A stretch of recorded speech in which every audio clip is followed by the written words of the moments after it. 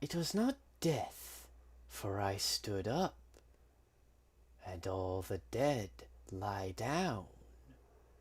It was not night, for all the bells put out their tongues for noon.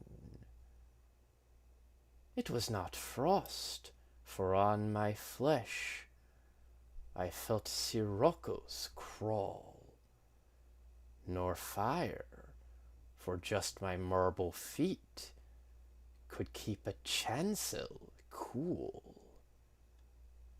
And yet it tasted like them all, the figures I have seen, set orderly for burial, reminded me of mine, as if my life were shaven and fitted to a frame, and could not breathe without a key, and 'twas like midnight some, when everything that ticked has stopped, and space stares all around, or grisly frosts, first autumn morns, repeal the beating ground.